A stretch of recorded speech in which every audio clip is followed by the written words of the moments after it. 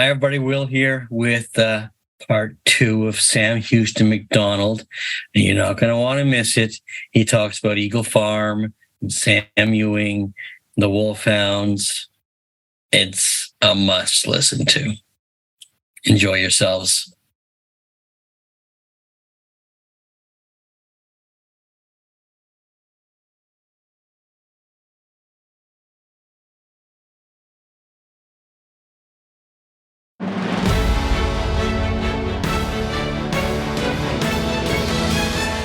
Hi, everybody. We're back again with the interview chair. Because we had such a great time with Sam last time, I made Sam come back for part 2 so we can get all the scoop on what he knows.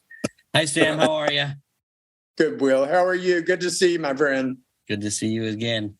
Well, let's start off. I think our last interview we hadn't touched on Oriental Jade. We maybe had mentioned her name, but I wanted you to talk to me about Oriental Jade. Where she came from and where she started and First of all, just to imagine that all these people talking don't know who Oriental Jade is, so you better introduce her. Okay. Well, Champion Oriental Jade was a bitch who was bred by Myra Harris in New Orleans. And she was sold as a puppy and went to Sue Kilby. And Sue showed her and had her and was very successful with her. But Jade came from the breeding that I talked a little bit about earlier on, and that was McCammon Marquis bred to Rossell's Brodie Rose. And it produced this absolutely wonderful, successful litter, all with different kennel names for the most part. 2 Glendees, a Rossell, and a Charlton. And so Jade was Charlton's Oriental Jade.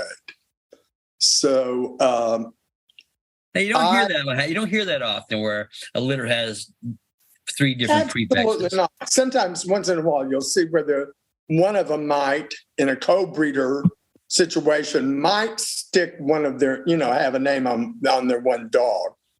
But in this case, I think Myra was, and Thorn was always a part of the decision-making, although it was really Myra's final decision.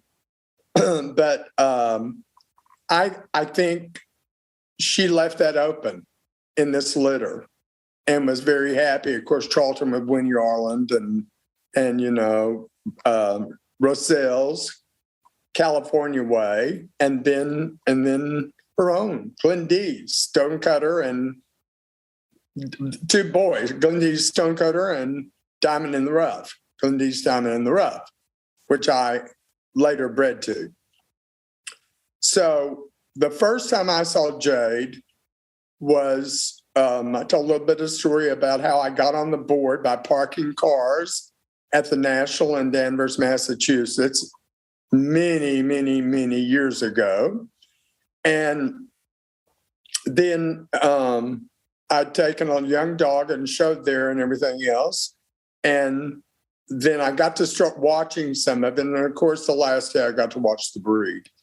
And there was Jade in the ring. I didn't really know who she was at the time, although Myra had spoken to me about this litter back when they were puppies, and I had said that I couldn't take on anything else, that I had as many dogs as I could living in the city, and also other responsibilities. And so, but I had no idea. And Myra told me later this was Jade, but wow. So goes the history. And so at least as far as I'm concerned, I had my hands on her many times and got to see her. So when I saw her in the ring and as things were narrow, but I saw her from the very beginning as the bitches came in, and I couldn't take my eyes off of her. And as I looked at her, and you have to know back then, that my knowledge of the breed, of the structure, of everything about it, except, ooh, I like that. I couldn't at that time necessarily speak to form and function or to how she's built, but my eye told me at that time, oh my gosh, this is an absolutely beautiful bitch, well balanced, carried herself so beautifully in the ring. I always kind of felt like, how can she be denied? And I get that. We all have our opinions as judges, and I learned that. But at the time, but the day I saw her, and as the competition went on and it got narrowed, I certainly thought that she had a great shot at going breed. That day, Celeste won, showing Shawnee's Pipe Dream of Charlton, which was a very, very nice dog also. Yeah. I probably learned something there. You know, we all have our reasons as judges for why we've selected something on the day. And when you got down back then, and even true today, because you've done our national certainly not too long ago, as I did, and you get down and you have a number of dogs and bitches that could possibly be your winner of the day. And they're all lovely examples of it. But for me, in my mind and in my heart, and Jade used to hang around. We used to have big hospitality things, and it'd be in some suite in the hotel and everything else. And Susie always just kind of brought Jade along with her. And Jade just kind of was loose in the hospitality room and walking around, and some people were giving her a little cheese and a little snacks and all this stuff. But you really got to spend time with her, and you really got to touch her. That was the nice thing about it, because many times, you know, you see these dogs, but you've never had these Irish setters, I should say, because when I say dogs, I mean dogs and bitches. But when you see them, you don't always have the chance to put your hands on them. But anyway, for me, and there have been several other bitches that I have admired greatly also. And one of them I gave the national to. But for me, Jade, and as I look back, I'm sorry to say, and Maureen Day, who is our historian and stuff, we've pulled up some pictures. The best picture of Jade happens to be the one with all the flowers, because they had it like Run for the Roses type thing, and it was all over. So it you couldn't see the whole picture of her, the whole outline and stuff. But even in that, an absolutely beautiful, well put together angles, and everything fit. Her head fit with her neck fit with her body, tail carriage was good. I just will always remember that picture of her going around the ring in Danvers, Mass. Yeah. So that was Jade, and I warms my heart to think about her. But there were others along the way. But again, like I grew up with Irish setters as well, and sure. Jade is like Marquis to me was one of the first Irish setter dogs. There was other ones obviously, but he was his type was so extreme that it just caught my eye completely and filled my eye completely. That he's anything he stamped. So when he sired Jade, I was like, oh my God, look how beautiful she is. You know, it's just and this amazing. Was the case too. And you know, those four dogs and bitches did not look alike. You know, some of them looked a little more alike than the others did. You know, you could tell kind of they were litter mates possibly, and other, you know. So I think Stonecutter was a different style dog. When you think about Jade and Stonecutter, they were most definitely different styles. They were both had many, many wonderful traits, but they were both different styles, as was Diamond in the Rough, who never really got to be seen much because of the tragedy for him. You know, I don't know if you know about Diamond, but Diamond Diamond in the Rough, I bred to him as a young dog. I told the story in the last session that George said he just wasn't right for my bitch. And then I spoke to Myra, and she was telling me about that she thought maybe Diamond might be good for her, and I bred. And Diamond did sire one other litter with a singleton puppy with a local veterinarian down there. But anyway, Diamond was prepped and ready to go to be a special and to be a big winning special. And they felt very strongly about it. And so did Janie and Bob, who got him. And I don't think I'm telling tales now because I know it. The dog was shipped to Janie and Bob, and they were away, and the client and the help there, the kennel help and stuff, picked him up and took him and everything else. And he ended up having testicle torsion and one of the testicles swelled up real big, ended up while he was there having to be neutered. It was the last dog that Mrs. Cheever Porter, we all know her name, was going to be the last Irish setter that she backed. So in a sense, that was kind of sad, but for me, I was thrilled that I had this litter from him. And I think 4 of them finished out of the litter, and I was very thrilled about it and gave us stuff to carry on. But anyway, Diamond ended up, not only because I bred to him, but Diamond ended up, as I saw them, a little more mature. Of the 2 dogs, I preferred his style. But Rossell's Rosalie, I mean, you think out with Rebecca, against Rebecca, the 2 of them. I had my Lori out at the same time. We couldn't keep up with them. Poor Jeanette was running around everywhere with her. Paul was running her back and forth to the airport there in Colorado. We'd go somewhere and win a group. And the same day, those 2 girls, one on the West Coast, one on the East Coast, they'd win groups, and they got twice as many points as we got in the center of the country. So we would go, woo, we won the group. And then all of a sudden, we check the results and go, oh. So we were in a position to have to win 2 groups every time they won one group. But anyway, those 3 girls ended up 1, 2, and 3 in the year, which is kind of nice. Wow, that is amazing. So, and I felt like my Lori was in very good company coming in 3rd. How's that? You don't hear that often, but I was thrilled and very proud of her. Jeanette did a beautiful job with her. Jeanette, I've always loved to watch Jeanette just set up a dog. You know, it's just kind of a flowing motion, nice and easy, relaxed and stuff. And before you know it, you're thinking that. And then when she gets it all put together, it's a symphony, you know? And then there goes the cymbals, and you go, wow. Anyway, nice way to put it. Yeah. So anyway, that was a wonderful litter.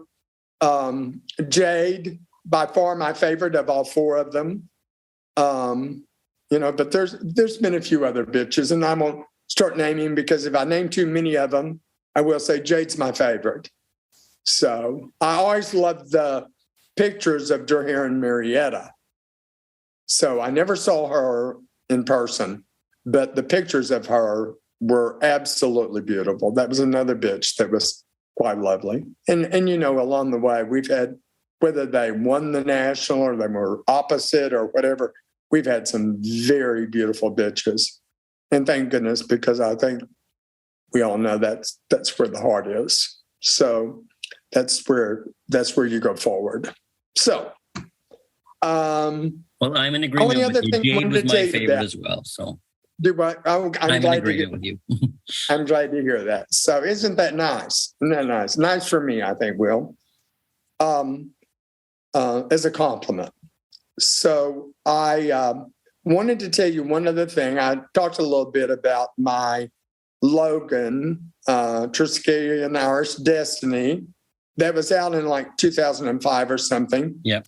And it happened to be Diana Wilson's first special as a handler on her own. And I didn't know Diana. And a lady named Debbie Contardi, who had co-bred the litter with that Logan came from. And Logan actually was sold to a companion home. Sadly, the woman developed cancer and had to give Logan back to Jeanette. And so we got him. And finally, when he was a special and everything else, we found that right niche, the right place. Diana took off with him. And that year he ended up being the number 1 Irish setter and all-breed and number 8 sporting dog. So we were happy for that. Yeah. So, and that was the time. I remember Logan because I was showing Piper at the same time in Canada. So I remember Logan. Right. He was a beautifully put together dog. Beautiful. And he threw himself and stuff. And he threw a number of winners bitch at the national. I think winners bitch at the national under our friend Wayne Cavanaugh, if I remember right. So yeah, he had sired his winner's bitch. But anyway, Logan, I have one funny story, I think, to tell you. And that is, I was, as you know, Will, I've been busy ever since Danvers, Massachusetts. And then I came on the board. I've never stopped. And I've tried to dedicate my life to our setters, to the education, to the breeding, to anything I could do. The parent club, I served on the board 25 years, and now I'm chairman of the foundation, which I'm very proud of. Fortunately, we're doing great things with our foundation and able to, thanks to many wonderful bequests from people, but we're able to do and working with the Canine Health Foundation have really been able to provide funds for many of these grants, as well as supporting other things. We support junior scholarships. We do a number of things, rescue, that kind of thing. So, but anyway, I just got off track. What was I talking about? Logan. Logan, how can I forget my own dog? But anyway, so Logan. So the story about Logan is that I was very busy at the National. It was one of the Pennsylvania Nationals. I was extremely busy. Jeanette was coming over with several dogs, and she said, listen, I can't bring all the dogs with me on the plane because there's always already a spot reserved. Can I ship him to you and you pick him up at the airport and then just keep him for a couple of days till I get there? And I kind of rolled my eyes. She couldn't see that because we were on the phone, but I kind of rolled my eyes and I thought, I've got so much to do to try to get ready. And I'm so involved in still, all this stuff. And I said, Jeanette, yeah, for you, yes, anything for you. Send Logan.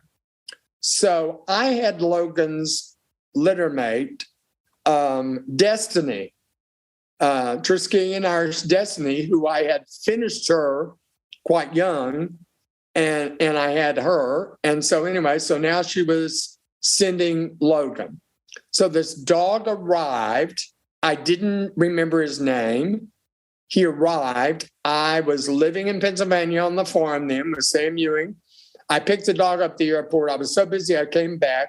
Harvey, our kennel manager, I said, Harvey, the dog's staying up at the house, but just be sure you take care of him, get him done. I showed him everything to do. And I said, I've got so busy. I'm running back and forth between Lancaster and back to the farm and carrying stuff and doing stuff. I said, I just don't have time.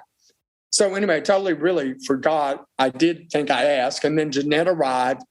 She got this dog and I was gone that day. And she went down and groomed him down at the barn and stuff. And then she went on her merry way with the other people and took the dogs. And this dog was gone, who at that time I didn't know his name.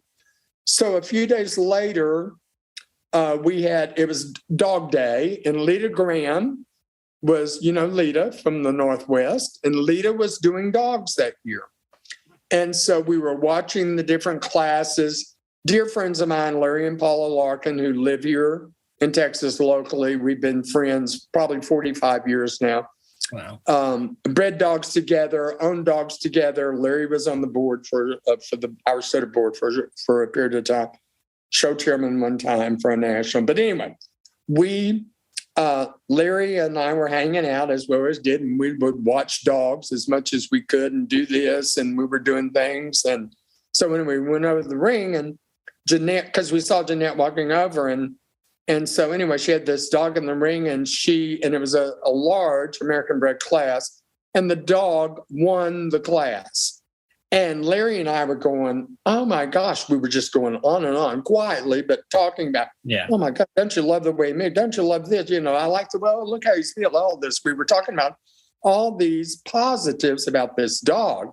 And of course, me, like I want that dog. So anyway, she came out of the ring with the dog, with her blue ribbon in her hand, and came over. And Larry and I went rushing over to her. And she was like, you know, what? We were going so fast. I went over there and I said, Jeanette, who is this dog? I want this dog. And she goes, what are you talking about? And she starts laughing. I said, no, what's his name and who is he? She said, it's Logan. I said, who in the hell is Logan?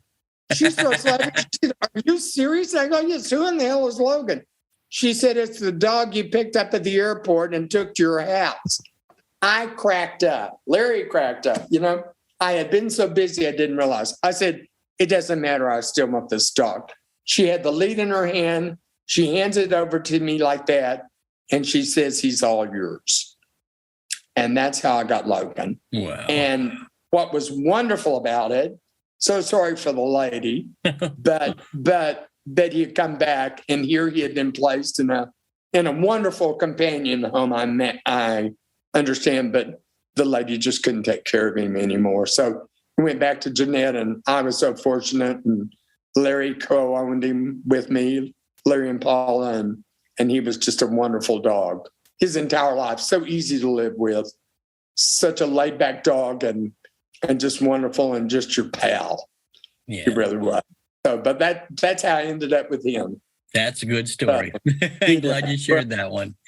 Thanks. So anyway, I'm looking, we need some time for Irish Wolfhounds. We do. We got to get the Irish Wolfhounds too. So Tell I me could talk about all came about. What year and what Wolfhounds? So in 1998, really 1997.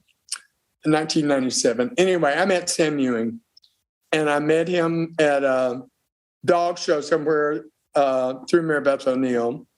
And then I got an invitation to judge in Charlottesville, Virginia.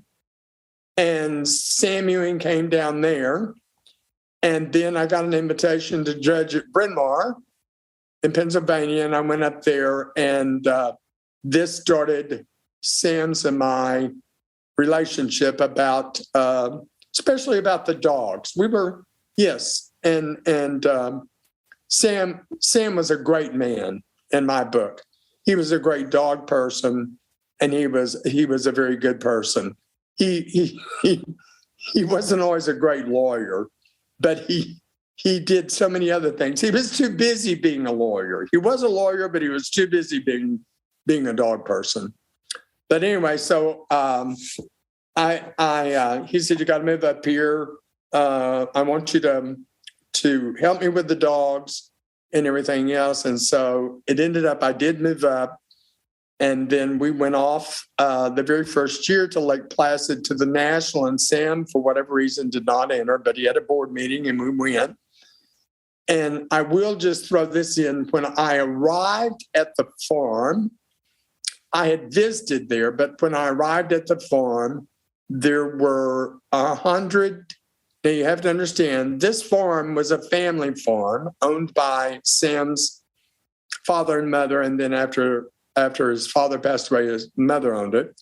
They never lived on the farm. They had their horses there, and that's where they had the hunts, and there was a huntsman. But then Sam moved into that house. I think the first room was little room where the fireplace was 1703, if I remember right. But anyway, and then it was added on to and became quite a large house. But Sam had 118 wolfhounds in the paddocks. And this goes back to one of the old kennels. Now, we had 4 people working pretty much full time with these dogs. And Sam was always up in there. And Harvey Steyer was his name. He died about a year after Sam died. And it was almost as devastating for me that when Sam passed as when Harvey passed. And Harvey was really the knowledgeable, wonderful man. I did grow to know all 118 names of those dogs. And I'll get to that in a minute. But we moved there. We went up. Sam, the very first national, had me go down and look. He was busy visiting and stuff. I think he was trying to get rid of me so he could talk to this person about something that had to do with the board or whatever. And so I walked off and went down and was watching. And I really didn't know much about the breed at all. And we really hadn't discussed them at all. So, I mean, we talked about them. We'd been up in the paddocks with them. It was absolutely wonderful. They had 600. This farm, the part of the farm that was left was 600 acres with 4 farmhouses and barns on them in different spots. And the one that we lived in, and we had huge paddocks. There had been the original kennel for the foxhounds up there, Penn Marydale. His father was part of the start of Penn Marydale foxhounds, and that's where the Penn Marydales were. So part of them anyway. And so Sam converted it and stuff and used it. And it was wonderful, the wolfhounds. That's the neat thing kind of about that breed. You don't have to have, we didn't have runs. We just had kennel buildings and kennel areas. And you had a confining pen that was, some people would like to have a backyard that big, but we had these confining pens for the wolfhounds and stuff, and separation and who got long, and heat pins and all of that stuff. I mean, it was all worked like clockwork. And you had all the people, and they checked the bitches every day for when they were coming in, if they were coming into season. And when they tested red, off they went to the heat pens.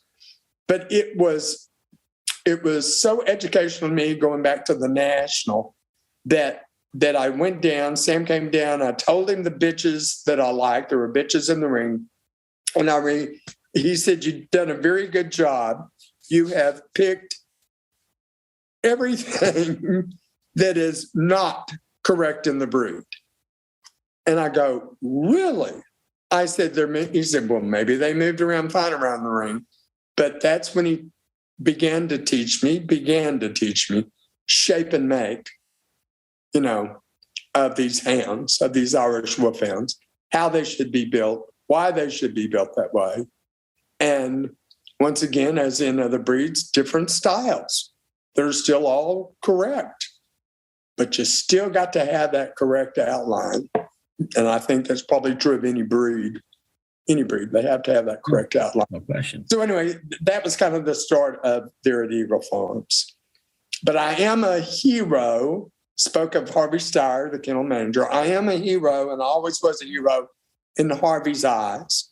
So there were, of course, ticks are very prevalent in Pennsylvania, and Lyme's disease is very prevalent. And Harvey and his wife, Barb, and others that worked there were constantly bathing. We had gallons of flea and tick shampoo, and they were constantly, to keep up with 118, bathe these dogs and bitches so that they wouldn't. And so Sam was talking about, I told him about, there's this stuff that's come out that you can put between their shoulder blades and their hip blades, and it'll keep the fleas and ticks away. And he says, "Oh, that stuff has got to be more expensive and stuff." And I said, "Probably more than the shampoo. I don't know how much." So he said, "Well, I don't think I want to do it." So anyway, I went down and talked to Harvey. And I said, "Harvey, I want to know how much you spend a month on shampoo and how many hours you guys spend bathing these dogs." Got the information. I won't go through the details. Went back to Sam. And Sam said, fine, order it. So I ordered it. And from then on, they received once a month. And Harvey said to me after it started, Harvey wasn't sure it would work, but after about the first 30 days and checking the dogs, they checked the dogs every day. Feeding time was the was the perfect time to do that. And while they were being fed in groups of 10, they would check the dogs over, check the bitches for being in season, make sure they didn't have any wounds on them, whatever. And then they'd check their skin out and everything else and make sure they didn't have fleas or ticks. It was wonderful. It was a great process they used. But anyway, I remember the day Harvey and I was up there because I used to go up and help. And he said, and he had this real gruff voice, Sam, I think you're my hero. And I said, for what? And so then we went through it. So that kind of happened. But what a great experience. I mean, there are certainly people who don't believe in having kennels like that. I happen to not be one of those people. I think if you can, certainly you have to have the money to do it. Mm-hmm. But if you can, and people who could, and you think about years ago, people in our breed had at least, Ted kept about 50, I think. Yeah.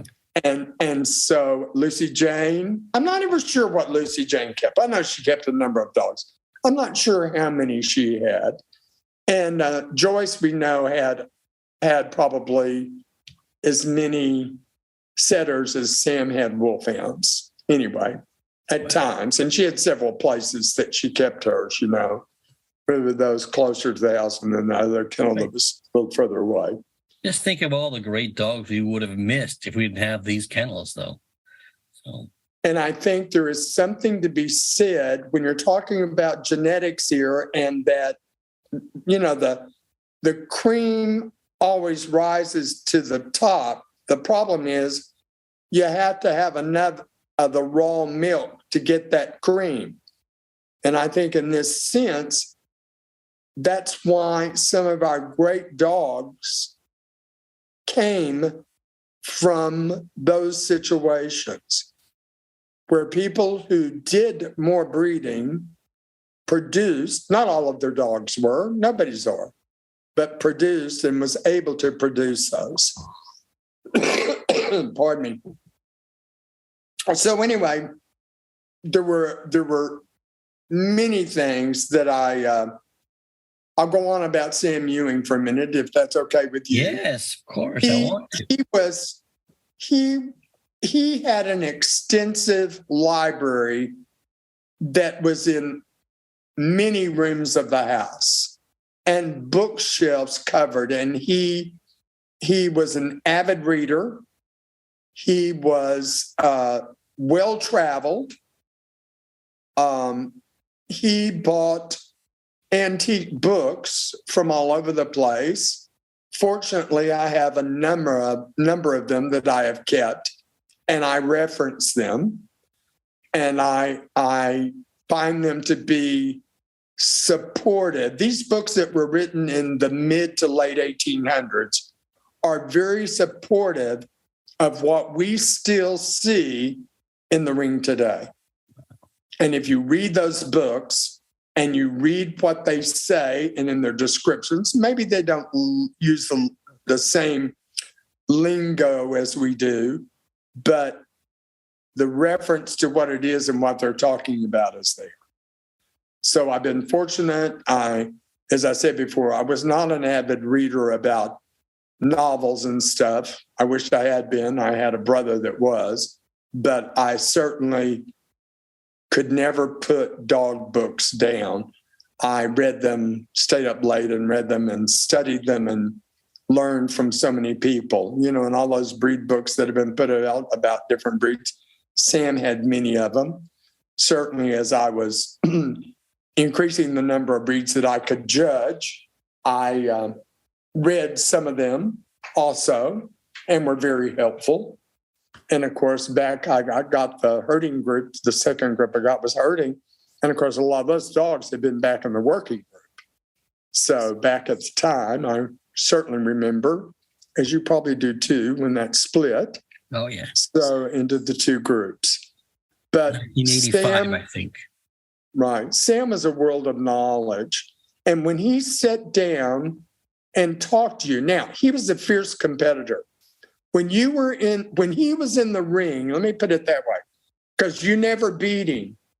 And somebody like myself who had another eagle dog, Eagle Irish Wolfhound, in the ring against him, you better not beat him. And every time it happened, especially with a big special, which I did on 3 different occasions, he didn't speak to me for a week.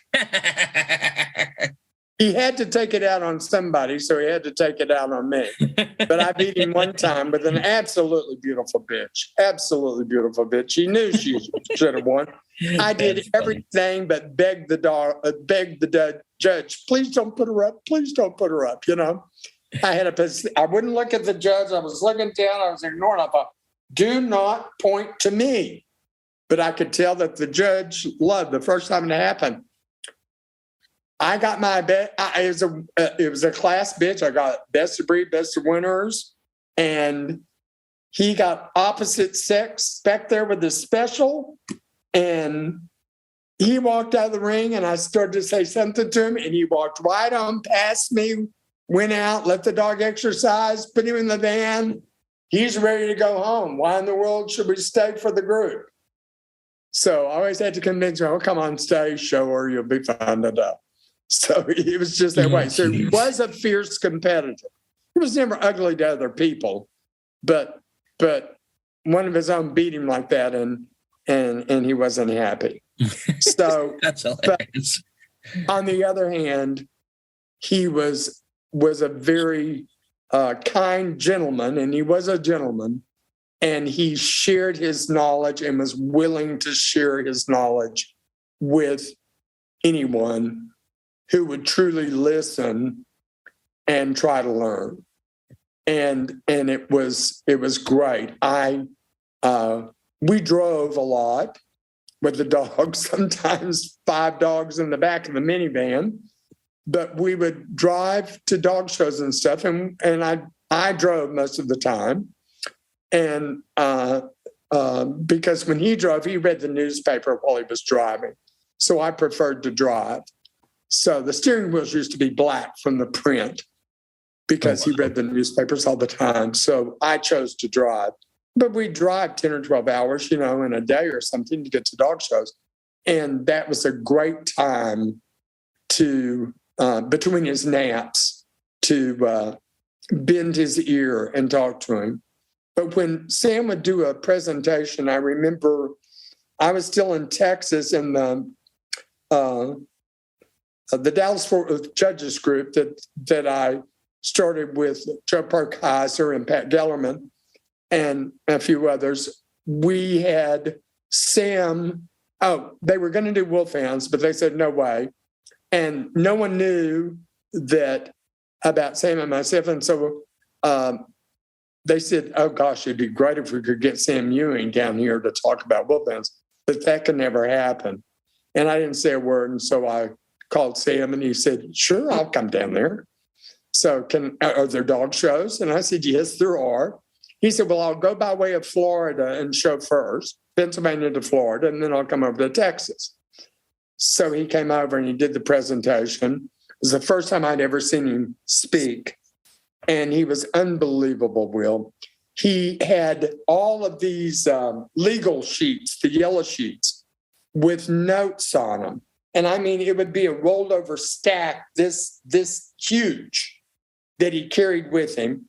He would walk and he'd sit up on the table and he'd have that stack down there and he never picked it up. And he began to talk, and for an hour and a half, actually that day we ran over into 2 hours, he sat and talked about 3. Wasn't a bunch of visuals up behind him, nothing.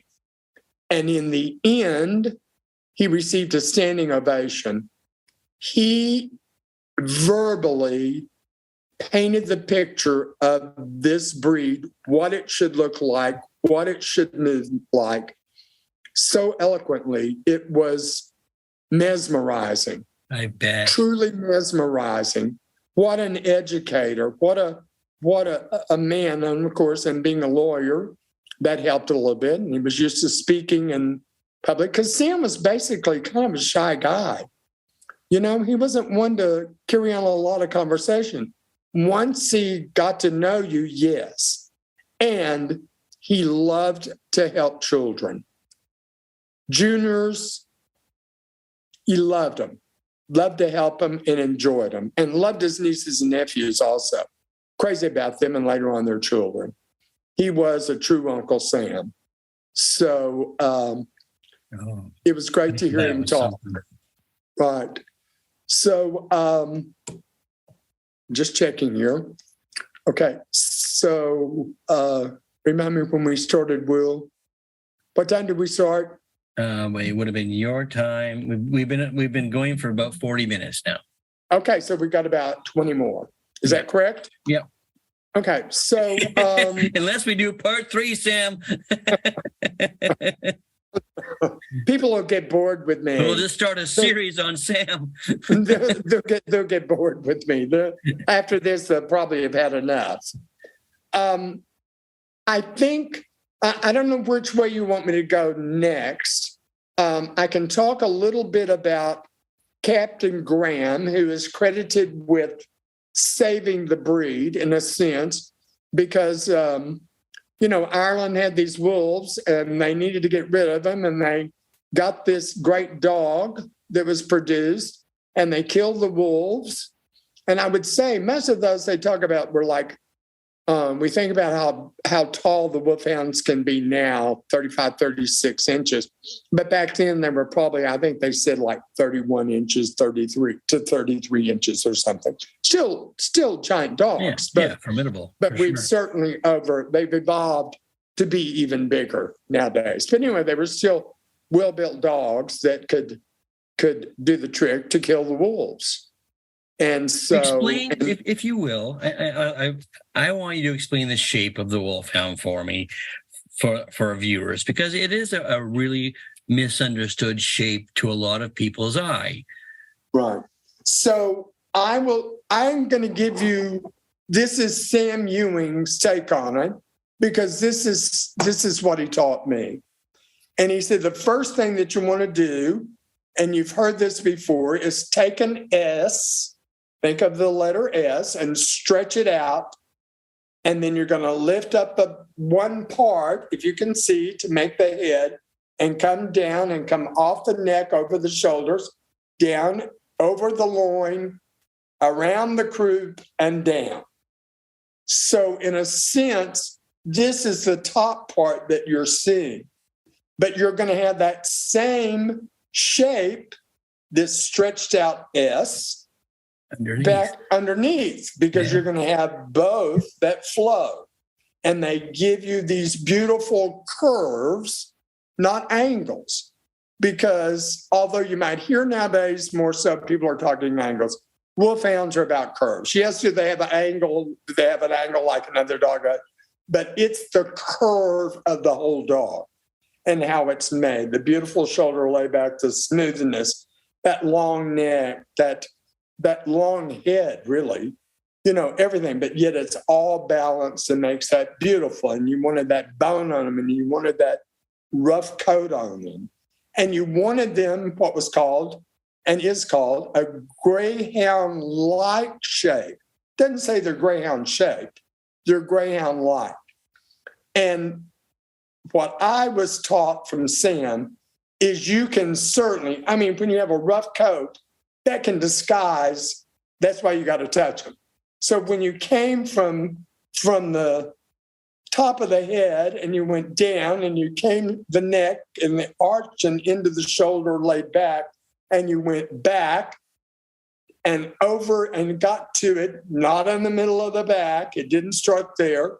You came across the back, and then as you started to go over the loin, there was a rise. wasn't a big rise like you might see more so on a greyhound, but there was a rise, and a definite rise. It wasn't just a slight little thing. There was a definite, and that gave you that stretched out S shape. Does that help at all? Oh, for sure. I can see it. And you can see, and the important, what people miss, the top line and the underline go together. And the bone and the substance of these dogs and the thighs on them. And as Sam told me, you always want a fat butt on them.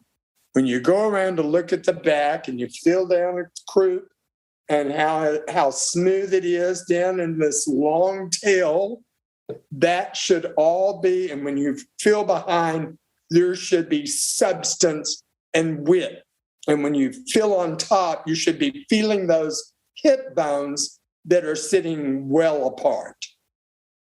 And the strength. And if you ever see them work, I don't know if I should tell this gruesome story or not. Can I tell a little? We're all dog people. Go ahead. Okay. So Harvey and his wife, Barb, lived in another house on the property. Sam went away. I had something and I couldn't leave. Sam went away to dog shows, and I was there at the house basically by myself. I had my call to glory. My Lori was still alive, and she was there with me. Only one drove Sam crazy. She was too busy for him. This is too busy for me. Our setters were too busy. So anyway, I was there and I was sitting up. We had a kind of a split kind of thing on the house, but I was upstairs. The dog run started, or the big paddock went up the hill. And I'm sitting there and I was able to see way over, a long way away. I would say at least, let's say it was across was almost a football field. Okay. I'm looking at the kennel building and I can see these 4 girls just hanging out there, and there were a couple of dogs. And all of a sudden, along the fence line, I see a deer pop over. And I see the dogs turn and look ever so slowly. No quick movement, no nothing. Obviously, they knew what they were doing, and I figure later on they knew they had done it before. But anyway, I was watching them the whole time, and I was just mesmerized. I thought, should I yell out so that, this deer takes off? And I couldn't help it, but I kept watching. And ever so slowly, this deer was grazing, was by itself, working its way into the middle of the paddock. Yes, you know where I'm going with this. Anyway, this deer got about halfway across that paddock towards them. The dogs never moved. The bitches, it's almost like without looking at each other, were communicating. And as it got about halfway, those bitches popped up. They were laying in the shade of the building, popped up, took off. And so you figure the deer had half the paddock to go to safety to jump over the fence. In half of that half, 2 of those bitches took that deer down. I then got to see how, because of how they're built, is how they can function. And that gait and that suspended gait as they open up and close, front and in, and how far they're reaching out. This was not a trot. And it shocked me. The next thing shocked me a little bit because they started getting into a fight over the deer, and I start yelling at them and stuff. And I had to take, they were trained on rakes. And I know that sounds funny, not to be used on them. We didn't ever hit any of them. They were metal rakes, and when you banged them on the ground, they made noise. And from the time they were puppies, that's how Harvey kind of trained them. So if you're herding these puppies into the to a pen in the barn where they were as they were growing up, and they had in and out runs. He had tapped them to get them back in there. It was just fascinating. I bet. So they had all these ways to do it. But when you're talking about those numbers, of course they had to. But anyway, the dogs took the deer down. Anyway, but I got to see the function of those. I want to touch on one other thing. Any more about the shape? You want me to talk any more about? You visualize that very well for me. Because the ears, they can read about that. Rose ears, why they wanted small ears. So if they got in and were killing the wolves, they were less able to grab a hold of them. Very, very reasonable. I mean, everything was for a purpose. I will say that learning about the wolfhounds and the breeding programs and stuff, when I first came there, and I said this to Sam, this breed is a heartbreaking breed. And if you're not a tough cookie, it's best, although it is improved, it's best not to get into it because this is not a long-lived breed for the most part. They have improved, which I'm thrilled about. And I'm proud to say that Sam Ewing did everything he could, and he traveled over and met people in Europe and worked with several kennels. Fionn May, Josie Cornelise was one. Pitt Lockery was another Irish Wolfhound kennel. Müller in Germany, which was Poppenfuss and Jürgen Rosner and Jürgen Poppenfuss. And I do think Rosner is still alive, but I know that Jürgen Poppenfuss has passed away a number of years ago. And they were landscaping architects and did all this stuff. And in fact, they did something I recently thought of them because I believe they had a project on one of Tina Turner's houses in Switzerland.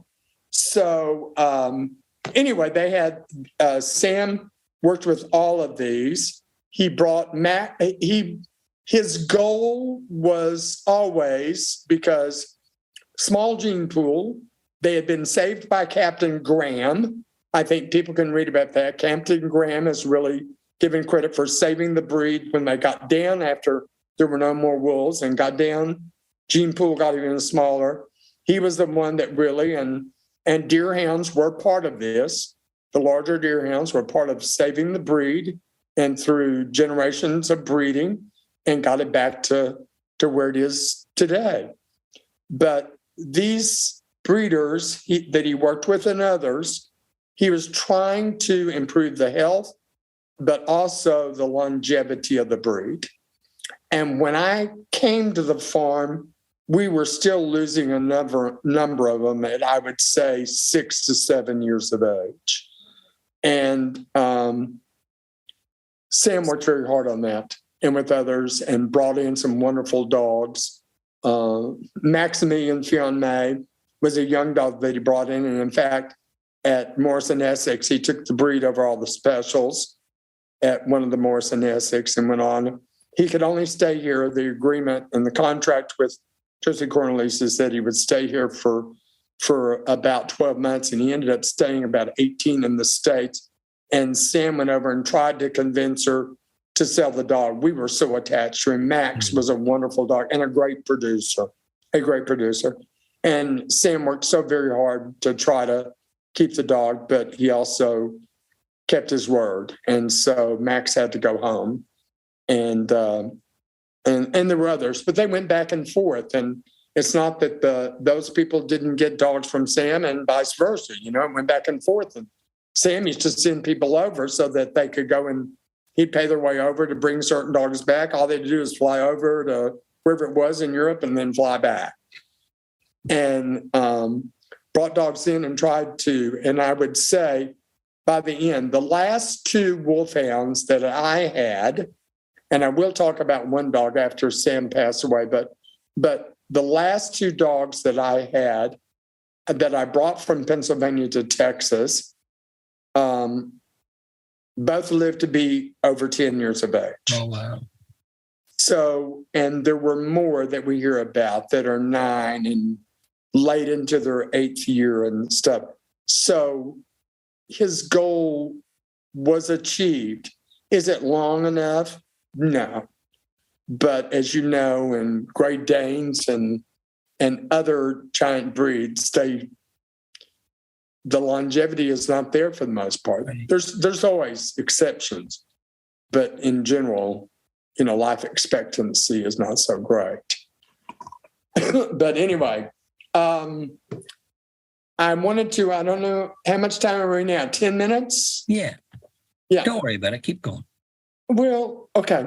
So anyway, the thing that I am proud of, and I certainly did it for Sam, it was when Sam became ill and was going in and out of the hospital and knew that time was getting shorter for him, he came to me. We had about, I want to say maybe 50 hounds by then. And because he knew he had not been feeling as well, was not showing, and as time went, and we were decreasing. We weren't doing the number of litters that we had done, a number of things. And he personally needed attention also. And I turned to certainly help him with that. So health-wise. So anyway, we had maybe, let's say 50 dogs. It doesn't matter, but close to that. About half of what we had. And Sam called me into his bedroom one day and he said, listen, I want Eagle, and we were there on Eagle Farms. He said, I want Eagle to die here. And I said, what? And he said, I want Eagle to die here. He said, when I pass away, I want these dogs to stay here, or they're going to have to be spayed or neutered if they're placed. And I don't want any of them bred.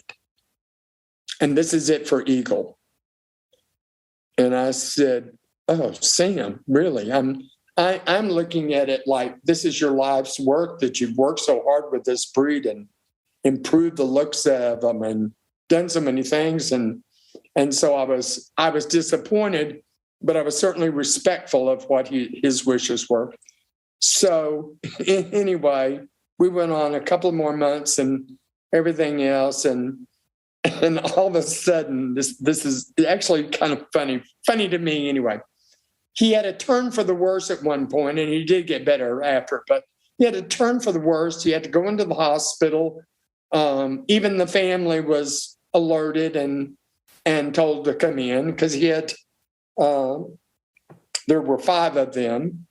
He had three brothers, and one sister. We called her Sister Ann.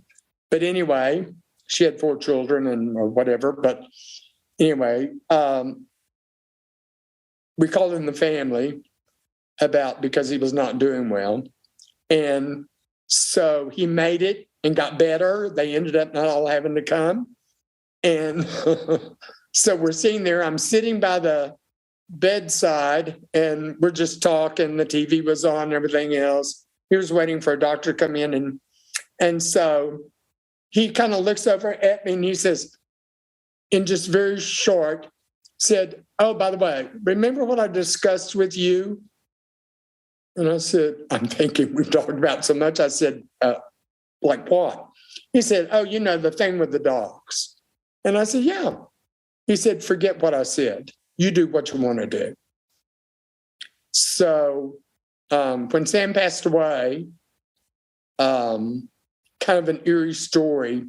He was sick. Mary Summershoe, you knew Mary, baseball cap Mary, showed Great Danes. Yeah. Showed my tip. Baseball cap Mary. Yeah. Yes. Huh? Baseball cap Mary, yeah. Yes, baseball cap Mary. God love her. I miss her. So anyway, we were, Mary was there. Mary was a dear friend of Sam's, became a very close friend of mine.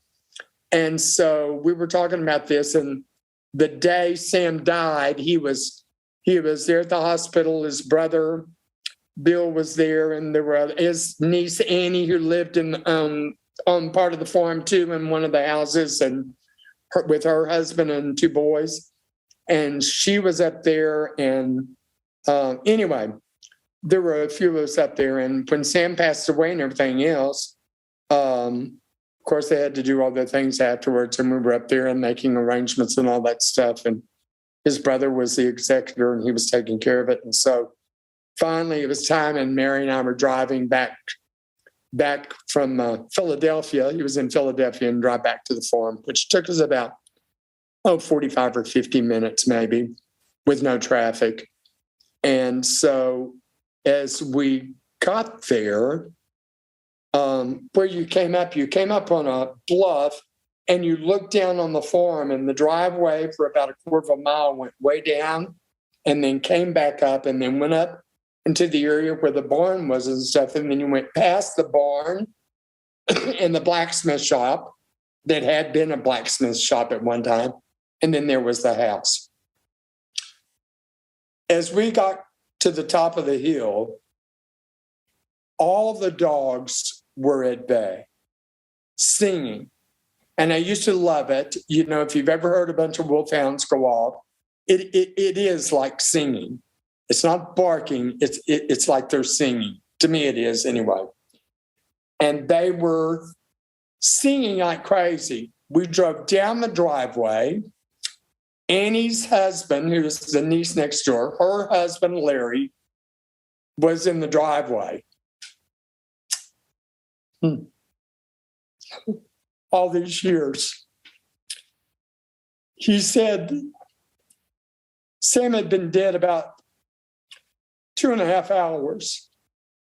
And he said, about 2.5 hours ago, the wolfhounds started doing this, and they haven't stopped.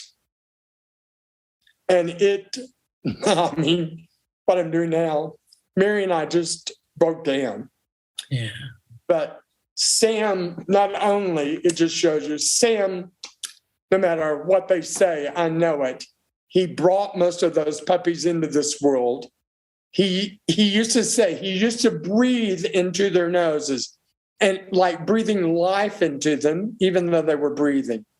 But each one of them knew him and identified. And they, no matter what we did about helping to take care of the puppies and all that stuff, they treated him differently. And I truly think in my heart, they knew. Yeah. They knew that he was gone. Sorry, Debbie, but that's made me think of that. Sorry. But Larry was like, what in the world? Larry didn't know yet that he had passed away. And I told him how I look at my watch and I say, oh my God, it's about 2.5. He said, oh my gosh, that's when they've started. And they haven't stopped. And they didn't stop until I got out of the car and I went up into the first part of the first paddock and told them it was okay. You know, I told them good dogs and stuff, and they didn't immediately stop, but they began to settle. So, and that same night, his Sam's nephew played the bagpipes. And it may have been the next night. It was the next night. He came down, brought his bagpipes. We didn't know he was going to do it. He walks over from Annie's house. He goes up on the top there and plays his bagpipes. So it was, I'm sharing private moments that most people have never heard. Yeah. Very few knew that. But it was changing. I have to say that one other thing, and I don't like to be negative, but I have to say this breed needs Sam Ewing, and he's not here. Yeah. And I'm hoping at some point things will improve. I'll just put it that way. So, but that was basically, I stayed on the farm. I later on decided Dane was this beautiful bitch. I'm sorry, I'm terrible about names because in Sam, of course, used all these Gaelic names and stuff that I couldn't pronounce very well, even coming from an Irish breed, but couldn't pronounce all these names. And so, but anyway, Dane, this beautiful, beautiful, big, powerful bitch. I decided to breed her, and I wasn't sure who to breed to. And Sam dealt he had a close-knit group, and he dealt with a number of people, with the breed. Doug and Amy, Doug Marks and Amy Benjamin, who were married, were like his children. He was very close to them. And there were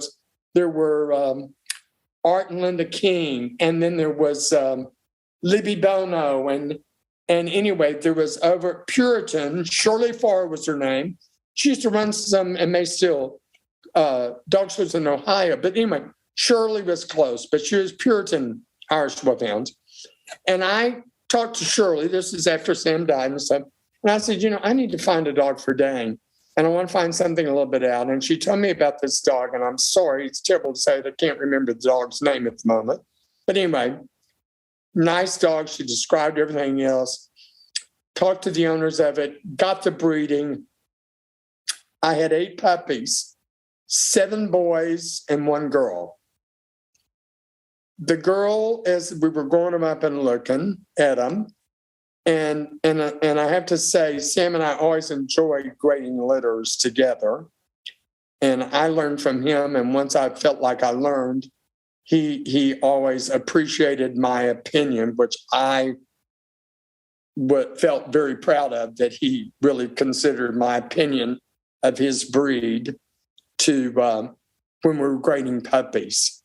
So maybe he didn't agree with me as much when I was looking at adults, but with puppies, he liked it. So anyway, I bred this litter, seven boys and a girl. The girl was okay, but there were 7 boys and there were several nice ones in there. And the one I decided on kept having some little something go up and down, and it didn't want to stay down. And in the end, it didn't stay down. And I kept what I considered, who I thought was very nice, but I kept the other boy. I think temperament-wise, I just kind of liked the other one, So this puppy that I got from that litter, I grew up and showed, and we finished. I co-owned them with Joe and Kathy Rowland, which were other people who became very close to me and are still dear friends and have continued to breed some of the Eagle lines. But anyway, we owned, and his name was, my Irish setter kennel name in the end, after I didn't use the Bayberry and used my own, was Marika. And Marika is the bark of the bayberry bush. And I love to play on the words of bark. So anyway, Marika, and he was Dunn, I put Dunn Fortress in front of it, Dunn Marika, Speaker of Eagle. And we finished him. He won his class, a puppy class, when he was a puppy at the National, and did some well. But as he came out, and Sam held the record, and still does, but in my book, Sam held the record for most best in shows for dogs and bitches. Lee was the bitch's call name. She still holds the record for bitches. But Tip, I showed Tip, and then Joe Rowland, and then Mary Summershoe, baseball cap. We were all 3 involved with Tip, as was Joe's wife, Kathy. But he went on to do well, finished quite properly, had a great specialist career. But he, the year Pat Trotter did the garden, and she placed the Deerhound first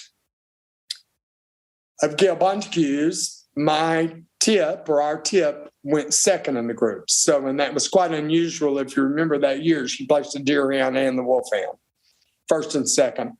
But anyway, and Tip went on, he had been that number 2 hound over that year, but he went on to accumulate 24 best in shows, which broke the record of Sam's Huey.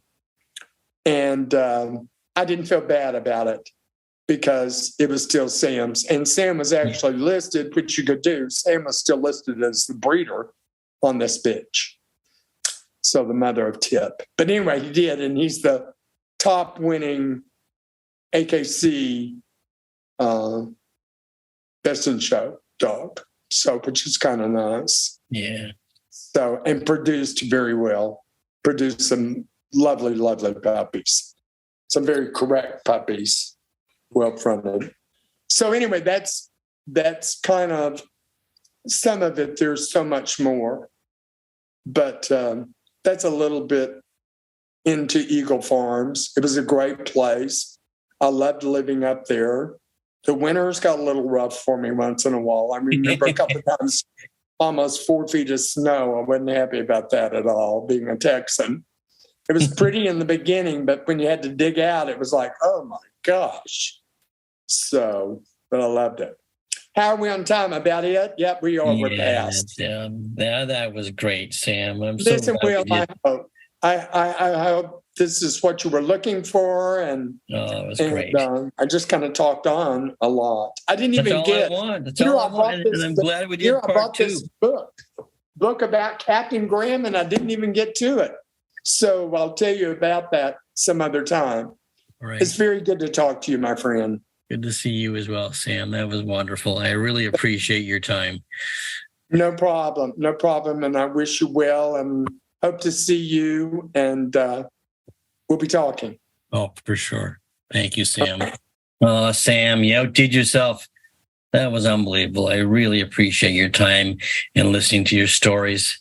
If you like what you see here, make sure you press the like, share, and subscribe button. Don't forget you can find out what's happening. Go to my new website, Will Alexander's Dog Show Tips, and you'll find out what's happening in my world. Do not forget about the podcast every Thursday with Wayne Kavanaugh, the Dog Show Drive.